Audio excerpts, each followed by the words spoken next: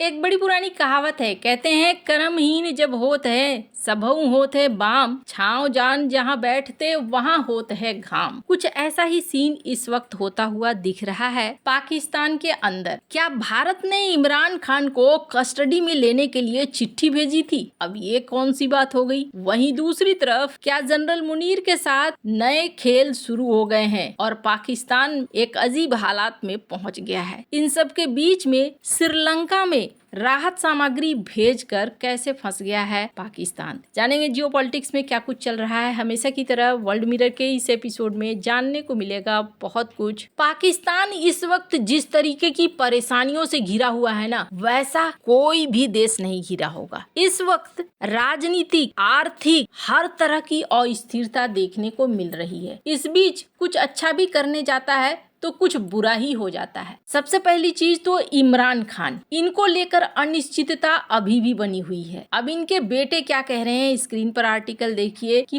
पता नहीं, मुझे ऐसा लगता है कि कुछ ऐसा हो गया है जिसको वापस नहीं किया जा सकता है, मतलब ठीक नहीं किया जा सकता है। इस वजह से उसे छिपाने की कोशिश हो रही है। पाकिस्तान में इस चीज को लेकर प्रदर्शन भी हो रहे हैं, लोग बैठे हुए भी हैं, उनकी बहनें और उनके बेटे इस तरह की बातें कह रही हैं, जिसके बाद ये क्लियर नहीं हो पा रहा है कि इमरान खान के साथ क्या हुआ। लेकिन एक मजेदार अफवाह जरूर फैल गई और उस मजेदार अफवाह में एक आधिकारिक चिट्ठी दिखाई गई। स्क्रीन पर इस चिट्ठी को देख सकते हैं, भारत के निशान को भी इस चिट्ठी में दिखाया गया है। इस पर लिखा गया है टॉप सीक्रेट और इसमें कहा गया कि हम चाहते हैं इमरान अहमद खान नियाजी को, जो आपके देश में डिटेंशन में है, हम चाहते हैं अपनी कस्टडी में लेना। इंडियन गवर्नमेंट ने पाकिस्तान के गवर्नमेंट को ये रिक्वेस्ट भेजी है 1/12/2025 को। यह अजीब सी बात है। आप देख सकते हैं, पहली बात तो ये भारत भेजेगा क्यों? भारत उसे अपने देश में जगह देने की कोशिश क्यों करेगा? अगर शेख हसीना की बात है तो शेख हसीना अलग केस है, इमरान खान एकदम अलग केस है। तो यहाँ पर पीआईबी तुरंत सामने आया और पीआईबी ने फैक्ट चेक किया। फैक्ट चेक करके पीआईबी ने कहा कि ये एक प्रोपेगेंडा है, मिस इन्फॉर्मेशन है, जिसको फैलाने की कोशिश हो रही है। इमरान खान को लेकर भारत की तरफ से ऐसी कोई चिट्ठी नहीं गई है। वैसे तो पाकिस्तान फेमस ही है मिस इन्फॉर्मेशन फैलाने के लिए। इन्होंने कुछ इस तरीके के मिस इन्फॉर्मेशन फैला दिए। वहीं कहते हैं आप गलत करोगे तो लौट कर भी गलत आएगा। ऐसा ही कुछ देखने को मिल रहा है पाकिस्तान की सरकार को। श्रीलंका में अभी तूफान आया था और भारत ने जोर शोर से मदद भेजी। इस बीच श्रीलंका ने भी मदद भेजी। श्रीलंका ने जो मदद के नाम पर जो सामान भेजा, उस सामान को लेकर अब यूजर उनके पीछे पड़ गए हैं। उन्होंने उस सामान की तस्वीर दिखाई और तस्वीर दिखाते हुए कहा कि ये एक्सपायरी फूड है जो साल 2024 में ही खत्म हो चुके हैं, और फिर इसे पाकिस्तान ने श्रीलंका को भेज दिया। ऐसा ही तुर्की के साथ भी किया था, जब तुर्की ने इन्हें राहत सामग्री भेजी थी कराची में बाढ़ के दौरान और तुर्की में भूकंप आया था, तो तुर्की की ही सामग्री को इन्होंने तुर्की को वापस लौटा दिया था। लेकिन तुर्की ने तो कुछ अच्छा ही भेजा होगा और इन्होंने अच्छा ही लौटा दिया। पर ये जो केस है, ये है एक्सपायर किया हुआ फूड जिसे दिया गया, जो बेहद गलत है। सोशल मीडिया पर इसे लेकर बहुत सारी बहस चल रही है, जिसमें ये कहा भी जा रहा है कि ये एक बहुत ही गलत कदम है जो पाकिस्तान की तरफ से उठाया गया है। पर इन सब के बीच में एक और आरोप जो पाकिस्तान ने भारत के ऊपर लगाया, इन्होंने कहा कि भारत ने हमें अपना हवाई क्षेत्र नहीं दिया, जिसकी वजह से हम मदद के लिए श्रीलंका के पास नहीं जा पा रहे थे। इस पर भारत ने साफ किया कि पहले से ही इन्हें हवाई स्पेस दिया जा रहा है, खास करके इस मदद के लिए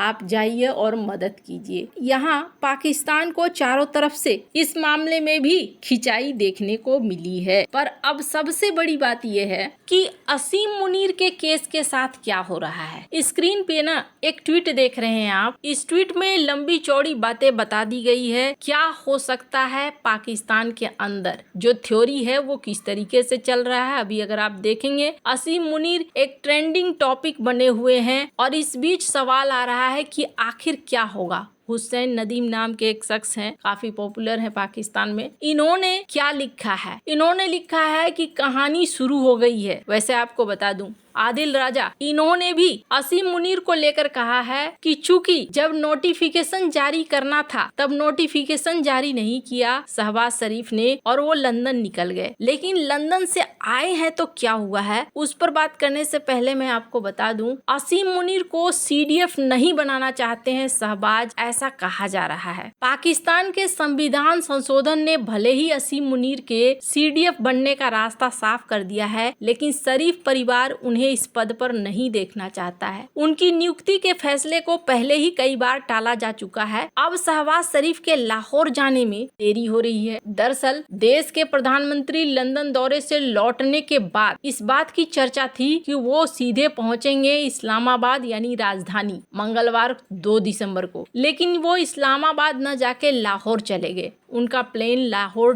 डाइवर्ट हो गया। इसने देश विदेश के खुफिया सर्कल में अटकलों का दौर शुरू कर दिया है। कहा जा रहा है कि यह बदलाव अचानक या इत्तेफाकन नहीं था, बल्कि पाकिस्तान में बहुत महत्वपूर्ण सैन्य नियुक्ति को लेकर शरीफ परिवार के अंदर हुई बातचीत का नतीजा है। ऐसा कहा जा रहा है कि इस नोटिफिकेशन पर आपत्ति पाकिस्तान के पूर्व प्रधानमंत्री और सत्ताधारी PMLN के चेयरपर्सन नवाज शरीफ को है। ये नोटिफिकेशन राजनीतिक नेतृत्व और पाकिस्तानी सैन्य प्रतिष्ठान के बीच में चल रहा टकराव को दिखला रहा है। अब आपके मन में एक सवाल आएगा, आखिर नवाज शरीफ को या फिर शहबाज शरीफ को क्या दिक्कत है? वैसे तो आदिल राजा ये कहते हैं कि इसमें जरदारी भी शामिल है और ISI के चीफ भी शामिल है। सब इस बात को जानते हैं कि जनरल मुनीर को एक बार ताकत मिल गई तो फिर उस ताकत के बल पर वो कई फाइलों को खोलेंगे और कई सारे लोगों को फिर भ्रष्टाचार के मामले झेलने पड़ सकते हैं, जेल जाने पड़ सकते हैं। कुछ सच्चे होंगे, कुछ झूठे होंगे, ये आदिल राजा का कहना है। वहीं स्क्रीन पर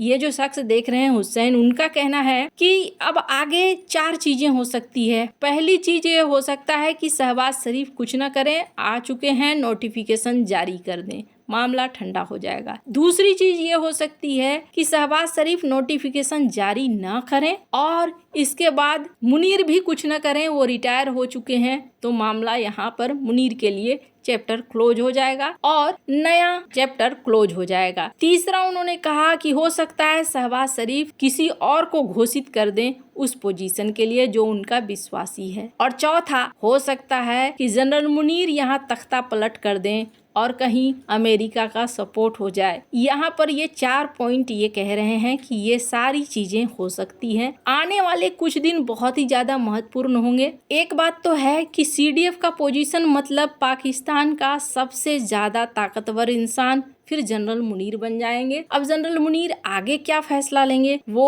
उनकी मर्जी पर निर्भर कर जाएगा। बहुत सारे लोग ये भी मानते हैं कि एक बार वो CDF बन गए तो फिर कई सारे संविधान के बदलाव भी आगे देखने को मिल सकता है। वैसे अभी तो प्लेन मोड़ लिया है इस्लामाबाद की जगह लाहौर शहबाज शरीफ ने, पर आने वाले कुछ दिन बेहद खास होने वाले हैं। आपको क्या लगता है इन सब मामले में, आपकी क्या राय है? कमेंट कर जरूर बताएं। जल्द मिलते हैं अगले वीडियो में नई खबर के साथ।